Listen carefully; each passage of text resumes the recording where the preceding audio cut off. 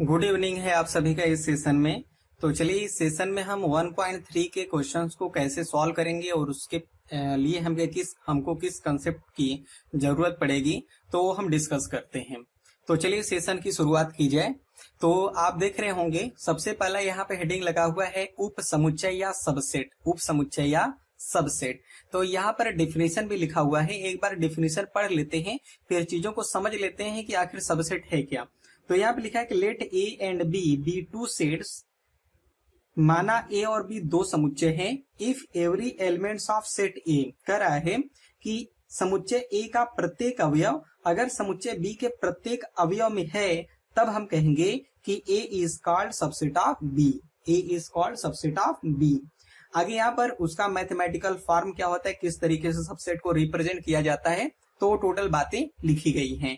तो एक हम क्वेश्चन लेते हैं, उसे हम समझ लेते हैं कि सबसेट आखिर है क्या। तो देखिए ध्यान से, यहाँ पर हमने लिखा एक सेट ए, एक सेट ए इक्वल टू हमने यहाँ पे लिखा 1 2 और 3। ए इक्वल टू हमने लिखा 1 2 3। अब हमने कहा कि इस सेट से हमको क्या बनाना है, सबसेट बनाना है, उप समुच्चय बनाना है।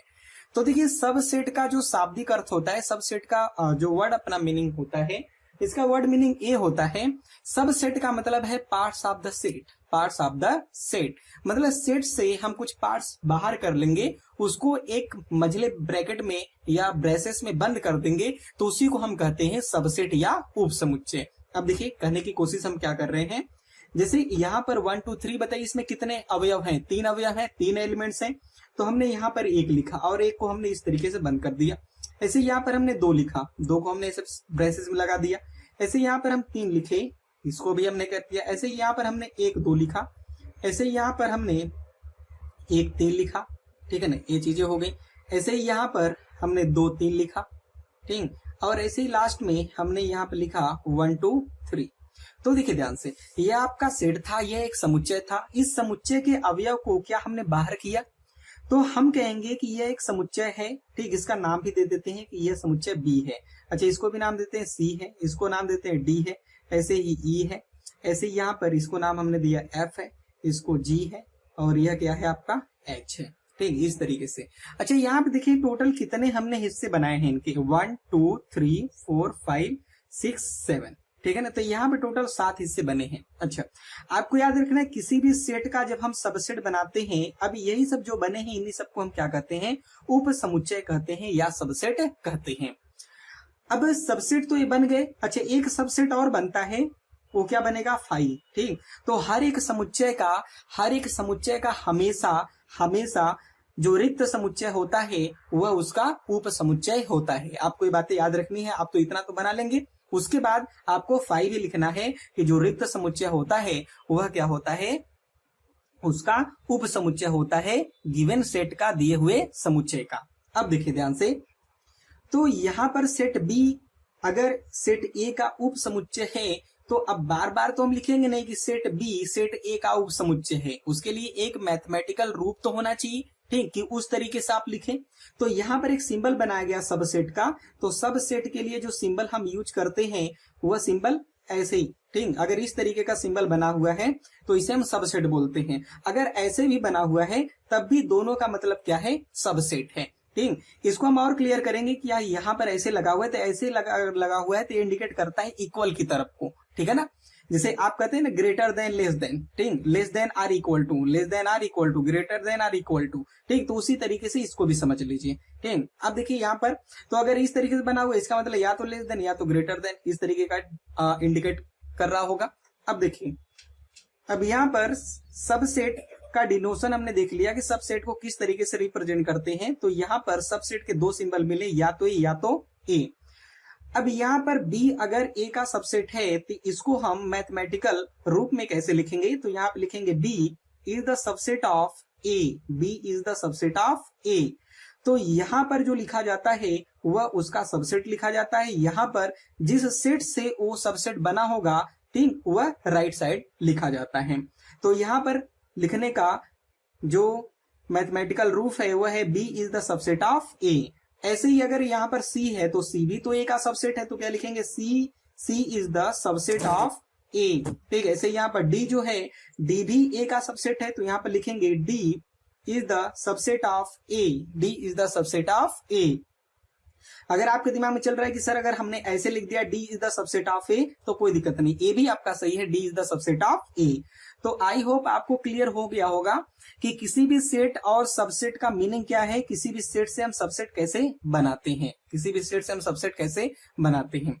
तो चलिए आगे चलते हैं डिफिनेशन की तरफ। अच्छा, अब यहाँ पर एक पॉइंट और है, अगर इस तरीके से आपको सिंबल मिले, अगर इस तरीके से सिंबल मिलता है तो इसको हम नाम देते हैं इंप्लाइज। इसको क्या नाम देते हैं? इंप्लाइज। इंप्लाइज का मतलब ये होता है कि अगर यहाँ पर कोई घटना घटित हो रहा होगा, कोई इवेंट अगर कर रहा होगा, तो इसकी वजह से जो यहाँ पर आउटपुट मिलेगा, ठीक, तो उसको इंडिकेट करने के लिए यहाँ पर इस तरीके से हम सिंबल लगाते हैं। तो इंप्लाइज का हिंदी में मतलब होता है कि तात्पर्य है या इसका कुछ कंक्लूजन है। अगर इस तरीके से डबल इंप्लीकेशन, ऐसे टू वे इंप्लीकेशन इसको बोलते हैं कि अगर ऐसा एरो हो गया और दोनों साइड यहाँ पर एरो लगे हुए हैं, तो इसको हम बोलते हैं टू वे इंप्लीकेशंस। इसका मतलब ये होता है कि अगर इस साइड कोई इवेंट है और इस साइड कोई इवेंट है, तो अगर यह इवेंट होगा तभी यह इवेंट होगा, अगर यह इवेंट होगा तभी यह इवेंट होगा। इसका मतलब यह दोनों तरफ काम करता है, ठीक, इसकी वजह से यह भी होगा, इसकी वजह से यह भी होगा। अब जितने पॉइंट्स हमने डिस्कस किए हैं सबसेट के बारे में, ठीक, सबसेट का सिंबल या तो यह होता है या तो यह होता है, ठीक, ये चीजें हो गई। उसके बाद हमने देखा कि इम्प्लीकेशंस क्या होते हैं, इंप्लाइज क्या होता है, उसके बाद टू वे इम्प्लीकेशंस क्या होता है। टू वे इम्प्लीकेशंस का मतलब है जो दोनों तरफ से इंप्लाइज करें, ठीक, तो इधर से भी कर रहा है, इधर से भी कर रहा है, इसलिए इसका नाम है टू वे इम्प्लीकेशंस। अब देखते हैं कि यहाँ पर सबसे पहले यहाँ पर है सबसेट। तो सबसेट का डिफिनेशन पढ़ लेते हैं। सबसेट का डिफिनेशन है, let A and B be two sets if every elements of the set A is an elements of the set B, then A is called subset of B। अब देखिए ध्यान से, यहाँ पर इंग्लिश और हिंदी का इशू नहीं आना चाहिए कि अगर सेट ए और सेट बी है तो यहाँ पे सर इंग्लिश में लिखा हुआ है, ठीक, आपको मीनिंग समझ में आ गया, आप ऐसे ही राइट डाउन कर लेंगे अपनी फेयर कॉपी में। आगे चलिए, अब यहाँ पर मैथमेटिकल आपको बताया गया कि A is the subset of B। अब A is the subset of B का मीनिंग क्या है, यहाँ पे लिखा है विच मीन्स, जिसका मतलब है कि A belongs to set A। अगर A कोई एलिमेंट्स है, अगर A सेट A में है, ठीक, अगर A सेट A में है तो इसका मतलब वही एलिमेंट सेट B में होगा, वही एलिमेंट सेट B में भी होगा, ठीक। तो यहाँ पे लिखा होगी अगर A बिलोंग्स टू सेट है तो इसका तात्पर्य यह है कि इंप्लाइज यह कर रहा है कि A जो है सेट B में भी है। आगे चलिए, अब यहाँ पर आपको स्टार पॉइंट करके लिखना है। तो सिंबल, अगर सिंबल इस तरीके का बना हुआ है तो इसका मतलब क्या होता है, इसका मतलब होता है इंप्लाइज या तात्पर्य। आगे चलिए, अगर सिंबल इस तरीके से डबल टू वे आपको बताया गया तो इसका मतलब क्या होता है, टू वे इंप्लीकेशन, या हिंदी में आप लिखा है द्विधा तात्पर्य। द्विधा तात्पर्य का मतलब दोनों तरफ से वो कंक्लूजन आपको दिखाएगा। अब यहाँ पर जैसे एग्जाम्पल लिखा हुआ है कि अगर A is the subset of B है, A is the subset of B है and B is the subset of A है, तो यहाँ पर दोनों बातें लिखी गई हैं कि A जो है वह B का सबसेट है और B जो है A का सबसेट है। तो यह तभी पॉसिबल हो सकता है जब A किसके इक्वल हो, B के इक्वल हो। अब आपको ये लाइन हमेशा याद रखनी है कि अगर दो सेट को अगर आपस में इक्वल दिखाना है, दो सेट को अगर आपस में हमको समान दिखाना है, तो दो सेट समान तभी हो सकते हैं जब हम यह प्रूव कर दें कि A is the subset of B है and B is the subset of A है। आगे चलिए, अब यहाँ पे एग्जांपल कुछ है कि A इक्वल टू अगर 1 2 3 है, B इक्वल टू अगर 1 2 3 है, तो इसका मतलब क्या है कि A is the subset of B and B is the subset of A। क्योंकि A is the subset of B तो होगा ही होगा, क्योंकि 1 2 3 है, इसमें 1 2 3 है, तो टोटल का टोटल हिस्सा निकल आया, ठीक, तो वो भी तो सबसेट होता है क्योंकि उसी से आया है। तो हम कहेंगे A is the subset of B। अगर हम पूछे कि क्या B A का सबसेट है, तो आप कहेंगे हाँ सर B भी A का सबसेट है। इसका मतलब दोनों काम हो रहा है, A is the subset of B and B is the subset of A। तो यह इंप्लाइज करता है कि A इक्वल टू क्या है, B है। अब यहाँ पे देखिए डबल टू वे इंप्लीकेशंस लगा हुआ है। तो टू वे इंप्लीकेशंस का मतलब यहाँ पर क्या है कि अगर यह इवेंट होता है, यह घटना घटित होती है तो यह होगा, अगर यह इवेंट होता है तब क्या होगा, यह होगा। मतलब यह दोनों तरफ से आपको कंक्लूजन शो करता है। नेक्स्ट आगे देखते हैं, A is subset of B, A is subset of B is called proper subset of B if A is not equal to B। कह रहा है कि A को हम प्रॉपर सबसेट B का कहेंगे जब A B के इक्वल नहीं होगा। इसका कहने का मतलब क्या है, ये देखिए अगर A में हमारे पास 1 2 है, ठीक, और B हमारा एक सेट है, इसमें 1 2 अगर 3 है, तो क्या बताइए A में 1 2 बस है टोटल तो है नहीं, तो इसलिए कहा गया कि ए जो है वह प्रॉपर सबसेट है किसका, बी का। ठीक, प्रॉपर क्यों, प्रॉपर इसलिए क्योंकि टोटल हिस्सा ना कवर करके वो थोड़ा हिस्सा कवर किया हुआ है, इसलिए हम कहेंगे यह प्रॉपर सबसेट है। तो इसको कैसे लिखेंगे, प्रॉपर सबसेट का सिंबल ये होता है, A is the proper subset of B. अब आपको मीनिंग समझ में आ गया कि ए भी सबसेट का सिंबल होता है, ए भी सबसेट का सिंबल होता है, बस इसको हम लोग प्रॉपर सबसेट का नाम देते हैं, इसको सबसेट का नाम देते हैं। ठीक, आगे चलिए। अब यहाँ पर आगे पॉइंट्स लिखे गए हैं कि A is subset of B is called proper subset of B if A is not equal to B. तो देखिए ए में आपके पास 1 2 था और बी में आपके पास 1 2 3 था, तो क्या ए बी के इक्वल था, नहीं था। तो यह चीज तभी हो सकता है जब ए की वैल्यू बी के इक्वल ना हो। अब आगे यहाँ पे लिखा है so we can say if A is the subset of B then there at least one elements in the set B but not in the set A. तो यहाँ पे कह रहा है कि सेट बी में कोई एक मिनिमम एक अवयव ऐसा होगा जो सेट बी में तो होगा बट सेट ए में नहीं होगा, तो उसी टाइम पे आपका क्या होगा, प्रॉपर सबसेट होगा। तो प्रॉपर सबसेट आपको समझ में आ गया कि प्रॉपर सबसेट अगर कोई भी सबसेट है वह किसी सेट का प्रॉपर सबसेट तभी हो सकता है जब उसके कुछ एलिमेंट्स इसमें कम हो, टोटल के टोटल एलिमेंट्स ना हो। ठीक, आपको बस यही जानना है और उसके बाद क्वेश्चन को सॉल्व करने हैं। आगे चलिए, तो ये हमने सबसेट, उसके बाद प्रॉपर सबसेट, उसके सिंबल्स क्या होते हैं वो हमने डिस्कस किए। अब यहाँ पर जैसे यहाँ पर एग्जाम्पल लिखा गया है प्रॉपर सबसेट का कि a इक्वल टू अगर 1 2 है, a में आपके पास अगर 1 2 है, a इक्वल टू अगर 1 2 है और b इक्वल टू 1 2 3 है, तो इसे हम कहेंगे a is the proper subset of b then 3 belongs to b but 3 does not belongs to a। ठीक, देखिए ये कहने का मतलब था कि 3 जो है वह b से तो बिलोंग करेगा बट 3 जो है a से बिलोंग नहीं करेगा। ठीक, तो ये आखिरी जो लाइन थी इसके पहले, ठीक, यही बताया गया। अब यहाँ पर सम रिजल्ट्स आर द सबसेट। ठीक, अब आपको सबसेट समझ में आ गया कि सेट का ही हिस्सा होता है। ठीक, अब यहाँ पर कुछ रिजल्ट्स हैं सबसेट के बारे में, तो सबसेट के बारे में रिजल्ट्स क्या हैं वो हम डिस्कस करते हैं एक एक करके। पहला रिजल्ट है आपका every set is subset of it self. कहने का मतलब है प्रत्येक समुच्चय स्वयं का उप समुच्चय होता है। प्रत्येक समुच्चय स्वयं का क्या होता है, उप समुच्चय होता है। जैसे आपने सेट ए लिखा है, ए में आपने 1 2 लिखा, ठीक, 1 2 एलिमेंट्स लिखे हैं, तो बताइए जब आप सेट सबसेट बनाएंगे तो आप एक सेट में 1 लिखेंगे, एक सेट में 2 लिखेंगे, एक सेट में क्या वो भी तो लिखेंगे 1 2 लिख देंगे और एक आपका रिक्त समुच्चय 5 ही बनेगा। तो आपने जब 1 2 लिखा तो बताइए 1 2 क्या वही सेट है? तो यही कहने का मतलब है कि प्रत्येक समुच्चय स्वयं का उप समुच्चय होता है। आगे चलिए, दूसरा पॉइंट है कि empty set is subset of every set. ये भी हमने आपको बताया कि अगर किसी सेट का सबसेट बना रहे हैं आप तो रिक्त समुच्चय आपको लिखना है। अब आपको प्रूव करना है कि रिक्त समुच्चय सर कैसे होगा, जबकि सबसेट का डिफिनेशन ये होता है कि अगर A is the subset of B है, अगर A is the subset of B है तो इसका मीनिंग ये है कि ए में जो एलिमेंट्स हैं वह बी में एलिमेंट्स होंगे। ठीक, तभी हम कहेंगे कि A is the subset of B है। लेकिन सर हमको पता है कि फाइव जो है, फाइव में तो कोई एलिमेंट्स होता ही नहीं, जब कोई एलिमेंट्स होता ही नहीं तो वो कैसे हुआ। ठीक, तो समझने में अगर आपको दिक्कतें हो रही तो उसका प्रूफ यहाँ पर है। वैसे आपको याद कर लेना है कि फाइव जो होता है वह हम हर एक सेट का सबसेट होता है। रिक्त समुच्चय प्रत्येक समुच्चय का उप समुच्चय होता है। ठीक, ये सब पॉइंट्स आप नोट डाउन करेंगे। अब यहाँ पे इसका प्रूफ देखते हैं।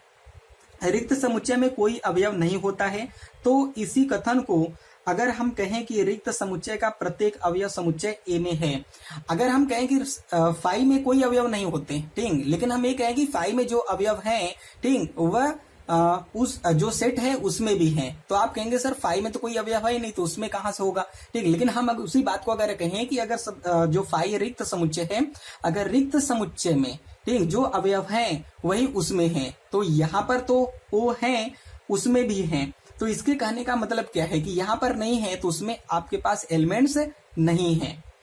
अब देखिए यहाँ पर now by method of contradiction, तो कंट्राडिक्शन से इसका प्रूफ कैसा होगा। कंट्राडिक्शन का मतलब ये होता है कि विरोधाभास से, ठीक, दो चीजों की विरोधाभास जब हम करते हैं, जैसे हम आपको यही स्टेटमेंट कर रहे हैं कि फाइव में जो अवयव हैं वह उसमें भी हैं, तो इसमें तो है ही नहीं तो उसमें कहां से होंगे। ठीक, तो बताइए दोनों बातें एक तरह से तो सही है ना। ठीक, कहने का पर्पज तो सही है। ठीक, अब यहाँ पर अब कंट्राडिक्शन से कैसे प्रूव करेंगे। हाँ, आपको हम प्रूफ भले ही यहाँ पे बता दे रहे हैं लेकिन प्रूफ जरूरी नहीं है। अब देखिए यहाँ पर लिखा हुआ है कि माना phi is not subset of A. यहाँ पर हमने मान लिया कि जो फाई रिक्त समुच्चय है वह is not subset of A. अगर phi is not subset of A है, इसका मतलब क्या है? इसका मतलब ये है कि फाई में जो एलिमेंट्स हैं वो सेट ए में नहीं है, ये तो मतलब है। ठीक, अब देखिए फाई में जो एलिमेंट्स हैं वो सेट ए में एलिमेंट्स नहीं है, तो हमको तो पता है फाई में कोई एलिमेंट्स होते ही नहीं। जब फाई में कोई एलिमेंट्स होता ही नहीं तो कहां से सेट ए में होगा? तो बताइए दोनों बातों में कंट्राडिक्शन है क्या? जब दोनों बातों में कंट्राडिक्शन हो गया, विरोधाभास हो गया, इसका मतलब जो हमने माना था वो चीज क्या हो गई? गलत हो गई। मतलब हमने नॉट माना था तो ये क्या हो जाएगा? सही हो जाएगा। तो ये यहाँ पे लिखा हुआ है। तब हम कह सकते हैं कि फाई का कम से कम एक अवयव ऐसा है जो समुच्चय ए में नहीं है, जबकि हम जानते हैं कि फाई में फाई एक रिक्त समुच्चय होता है। तब विरोधाभास से आपको क्या मिलेगा? Phi is the subset of A. हाँ, आपको पहले क्लियर करना चाहते हैं, आपको अगर केवल पॉइंट से लिखना है कि प्रत्येक समुच्चय स्वयं का उप समुच्चय होता है तो आप केवल ये पॉइंट से लिखें। अगर आपको इसका प्रूफ वगैरह नहीं लिखना है तो आप प्रूफ हटा सकते हैं। ठीक, आप केवल लिख सकते हैं कि रिक्त समुच्चय प्रत्येक समुच्चय का उप समुच्चय होता है। हमको क्वेश्चन को सॉल्व करने के लिए यही दो स्टेटमेंट की जरूरत पड़ेगी। आगे चलिए तीसरा पॉइंट देखते हैं कि तीसरा पॉइंट क्या है। तो तीसरा पॉइंट यहां पर है, total number of subset of a finite set containing n elements is 2 के पावर n। अब कहने का मतलब क्या है? कहने का मतलब ये है कि अगर आपके पास कोई फाइनाइट सेट है, कोई फाइनाइट अगर सेट है, तो फाइनाइट अगर सेट आपके पास है, परिमित अगर समुच्चय है, तो फाइनाइट सेट अगर है आपके पास, तो फाइनाइट सेट में मान लीजिए 4 एलिमेंट्स है। कितने एलिमेंट्स हैं? फाइनाइट सेट में 4 एलिमेंट्स हैं। तो अगर 4 एलिमेंट्स हैं तो अगर आप सबसेट बनाएंगे तो अब आपसे पूछेगा कितने सबसेटों की संख्या बनेगी। तो वही यहाँ पर है, टोटल नंबर ऑफ सबसेट। ठीक, उप समुच्चयों की कुल संख्या ऑफ अ फाइनाइट सेट, एक उचित एक जो परिमित समुच्चय होगा उसका। तो कितना है यहाँ पर? 2 के पावर n। तो 2 के पावर, जहां n क्या है? n है number of elements in the given set. जो आपका सेट दिया गया है उसमें कितने अवयव है उसकी संख्या है। अच्छा, अब यहाँ पे इसका प्रूफ है। आप प्रूफ इसका ऐसे लिख लेंगे, जब हम आपको क्रमचय और संचय चैप्टर पढ़ाएंगे, ठीक, परमुटेशन एंड कम्बिनेशन पढ़ाएंगे, तब आपको यहाँ पर NC0 NC1 का मीनिंग समझ में आ जाएगा कि 2 के पावर n यहाँ पर कैसे मिला। अब यहाँ पे एक एग्जाम्पल देखते हैं तब आपको और ज्यादा क्लियर होगा। तो देखिए यहाँ पर एग्जाम्पल है कि अगर सेट ए में अगर 2 3 4 है तो यहाँ पे लिखा है कि उप समुच्चय की संख्या ज्ञात कीजिए। तो बताइए उप समुच्चय की संख्या क्या होती है? उप समुच्चयों की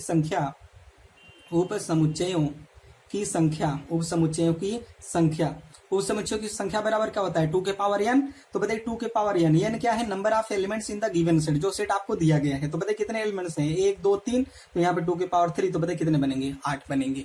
ठीक है, टोटल कितने बन गए? 8 बन गए। अगर आपको समझना है कैसे, तो एक हम बना के दिखा देते हैं।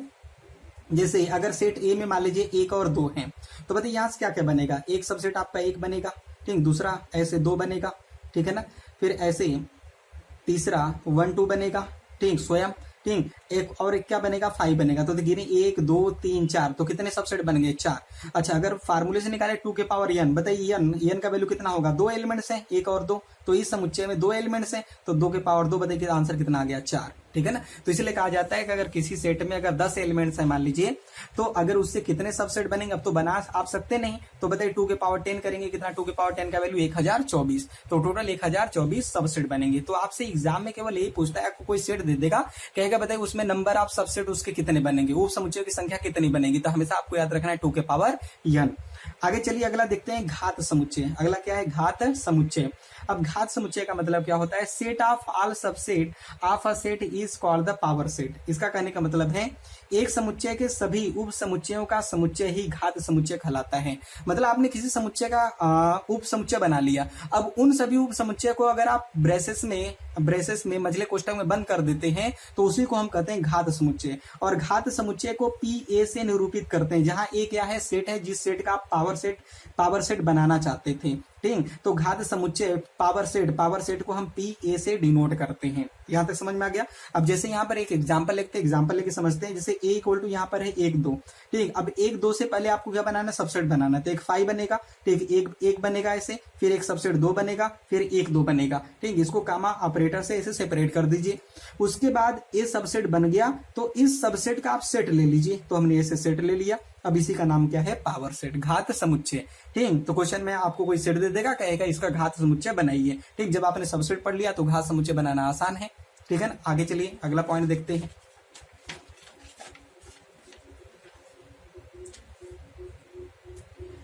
अब देखिए यहाँ पर अगला पॉइंट क्या है, तो अगला पॉइंट यहाँ पर है interval as a subset of R. R का मतलब है रियल नंबर, वास्तविक संख्या।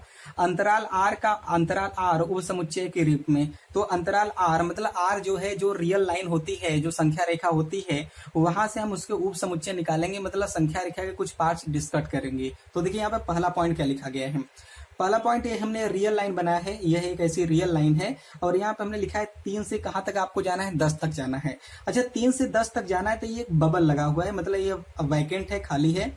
अगर ये एक बबल है तो अगर बबल यहाँ पे बना हुआ है, इसका मतलब ये इंडिकेट कर रहा है, एनसीईआरटी में ऐसे ही बना है, अगर बबल बना हुआ है इसका मतलब 3 को आपको नहीं लेना है और 10 को भी नहीं लेना है, लेकिन 3 को स्किप करके, 3 को छोड़कर और 10 को छोड़कर यहाँ पर जितनी भी वैल्यू आएंगे सबको आपको कंसिडर करना है। मतलब 3.1 आया, 3.2 आया, 3.3 आया, तो आप तो सभी लिखेंगे नहीं 3.1 लेना है, 3.12 लेना है, 3.75 लेना है, तो इतनी टोटल वैल्यू तो लिख नहीं सकते। तो इसको लिखने का तरीका होता है ठीक इस तरीके से कि 3 to 10, अगर 3 to 10, और लिखने का पैटर्न हमेशा लेफ्ट टू राइट होता है, लेफ्ट टू राइट। तो 3 to 10, अब 3 to 10 अगर यहां पर, इसका मतलब 3 से लेकर 10 तक तो गए, इसको हम लोग बोलते हैं ओपन इंटरवल। इसको हम लोग क्या बोलते हैं, ऐसे अगर ऐसे बना, आपको पता है ये छोटा कोष्टक होता है, लेकिन अंतराल में हम इसको क्या बोलते हैं, ओपन इंटरवल। ओपन इंटरवल का मतलब ये है कि अगर ओपन इंटरवल लग गया तो 3 को स्किप करके चलेंगे, 3 को इंक्लूड नहीं करेंगे, 3 को छोड़ के चलेंगे। तो 3 को छोड़ करके यहाँ पर जो ही आएगा 3.1, 3.1111, ठीक, तो वहां से स्टार्ट हो जाएगा। फिर यहाँ पर 10 से जरा से इधर जो वैल्यू होगा 9.9999 उसको कंसिडर करके चलेंगे। इसका मतलब अगर बबल है तो उसको स्किप कर देते हैं, उसको एक्सक्लूड कर देते हैं, उसको बाहर कर देते हैं, ठीक। तो इसको लिखने का पैटर्न 3 to 10 ए हो गया। अच्छा अब इसका मतलब क्या है, अगर अब इसका मतलब ये हो गया कि 3 से 10 तक तो जाना है, लेकिन 3 और 10 को सर नहीं लेना है।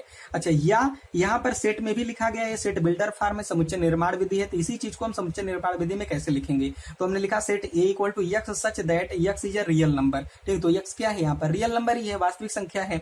अब यहाँ पे लिखा गया है कि यक्स 3 से तो बड़ा है लेकिन 10 से छोटा है, 3 से बड़ा है लेकिन 10 से क्या है, छोटा है। तो सही बात है, 3 से बड़ा है लेकिन 10 से छोटा है, लेकिन 3 और 10 तो नहीं है, ठीक। तो 3 10 नहीं, इसलिए हम यहाँ पर इक्वल नहीं लगाए हैं।